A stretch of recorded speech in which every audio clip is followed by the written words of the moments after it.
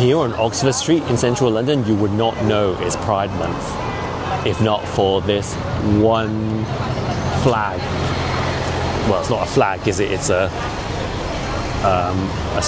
strip at John Lewis, the department store, because nobody else is marking Pride Month anymore. Because it's just become an embarrassment, right? So retailers don't want to be associated with it. It's not good for business because most old school LGBTs don't even want to be associated with it anymore, because we don't want to support transing children and men beating up women in the boxing ring and all that nonsense, right? So that's what this flag has come to represent. Not the old one though, you know, the classic rainbow, but this new flag here with the extra colors added in. And what even are those new colors?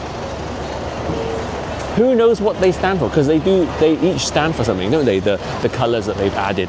So the black, brown, light blue, light pink, and the white. Those were the ones they added, right? The Alphabet Mafia added those ones. And I think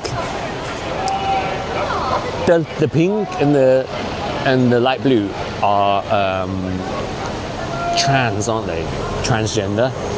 And one of them's non-binary. And I suppose one of them is intersex. You know, like if you're like somewhere in between male and female.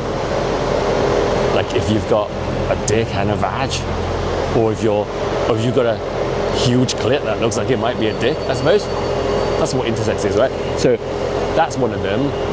Pansexual, is that one of them? And what even is pansexual, right? I mean, I'm bi. That means I like men and women, right? But pansexual is people who will just fuck anything, right? It doesn't even have to be a man or a woman. But what are those things? Because they say that trans men are men and trans women are women. So what are these other things that they fuck that's not a man or a woman? Do you know what I mean though? When I first heard the term pansexual, I was like, how does that differ from bisexual? Because what else is there? Remember when Eddie Murphy in Raw was talking about how Captain Kirk will fuck anything. He'll like beam up on some planet and see some green bitch and then fuck her. That's pansexual then, isn't it?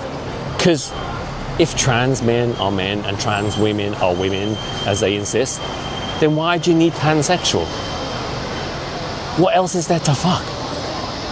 Well, I suppose there's intersex, right? So I guess pansexual is someone who, if they ever encounter an intersex person, because most of us will never encounter one in our whole lifetime.